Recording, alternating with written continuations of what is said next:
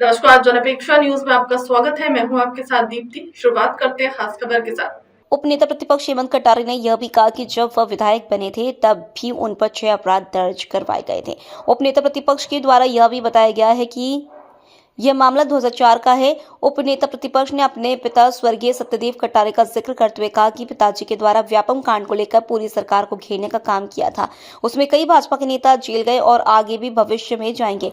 उस समय पिताजी नेता प्रतिपक्ष थे। तब 2015 में एक पी भी पंजीबद्ध की गई थी, लेकिन पिताजी के स्वर्गवास होने के उपरांत सब एजेंसियों ने जांच रोक दी। लेकिन अब जैसे ही मैं उपनेता प्रतिपक्ष बना और सरकार पर भ्रष्टाचार के आरोप लगाने शुरू कर दिया तो मैं अचानक से आरोपी बन गया। लेकिन इस पूरे मामले पर उपनेता प्रतिपक्ष हेमंत कटारे ने प्रदेश के मुख्यमंत्री मोहन यादव से कहा है कि उनको इतना लिहाज तो करना चाहिए कि राजनीति आपस में ही रखें, घर की महिला और बच्चों को बीच में ना घसीटे। विधायक हेमंत कटारे ने अपनी बात को आगे बढ़ाते हुए यह भी कहा है कि मैं इस मामले को न्यायालय के लेकर जाऊंगी और मुझे न्यायालय पर पूर्ण भरोसा है, वो पुनः इस आरोपों को झूठा सिद्ध करेगी। आखिर ईओडब्ल्यू को इस मामले की याद 21 साल बाद क्यों आई? उपनेता प्रतिपक्ष बनने से पहले इस मामले क्या हेमंत कटारे दोषी नहीं थे?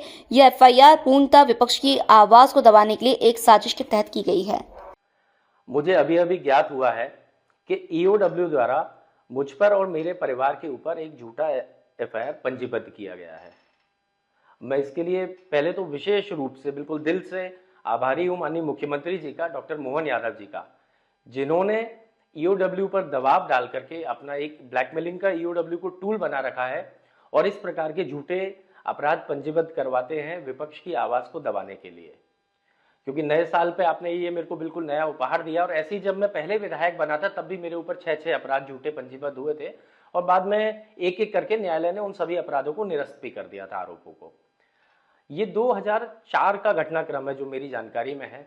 शायद उन दिनों मैं कॉलेज लाइफ में स्टूडेंट था और मुझे तो पता भी नहीं था ये सब क्या राजनीति और क्या चीजें हैं, पर ठीक है, राजनीति में आया हूं तो मुझे लगता है राजनीति से प्रेरित होकर के इस प्रकार के आरोप प्रत्यारोप लगेंगे।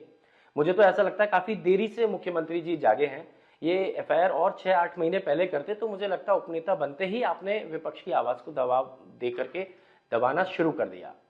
मेरे स्वर्गीय पिताजी सत्यदेव कटारे जी जब नेता प्रतिपक्ष थे और व्यापम की उनने आवाज उठाई, पूरी सरकार को घेरा और आज तक व्यापम के मामले में कई भारतीय जनता पार्टी के नेता जेल में गए और शायद बाद में फिर भी जाएंगे भविष्य में। उस समय पे एक झूठी पी पंजीबद्ध करी 2015 में जब पिताजी नेता प्रतिपक्ष थे। उनके स्वर्गवास के बाद कोई एजेंसी ने, किसी सरकार ने कुछ नहीं किया।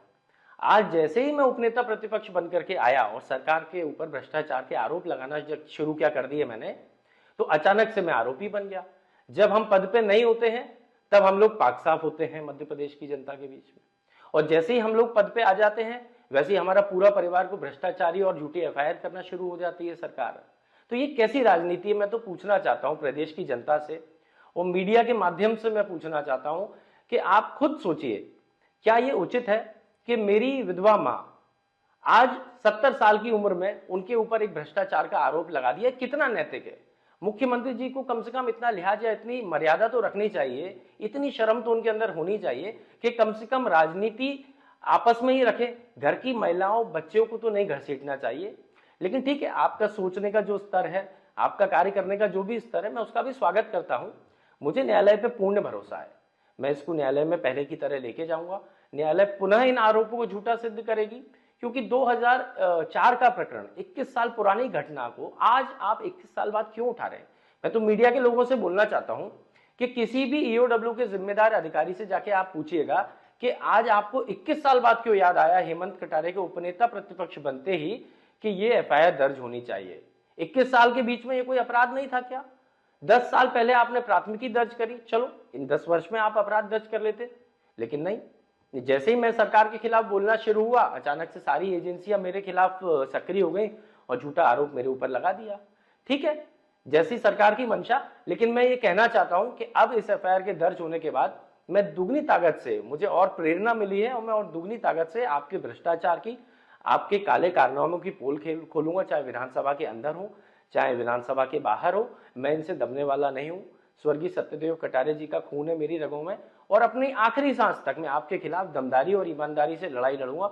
मुख्यमंत्री जी को पुनः धन्यवाद, पूरी भारतीय जनता पार्टी को पुनः धन्यवाद और आशा करूंगा कि ऐसी कई और झूठी एफआईआर आप मेरे ऊपर दर्ज करते रहेंगे। बहुत बहुत धन्यवाद।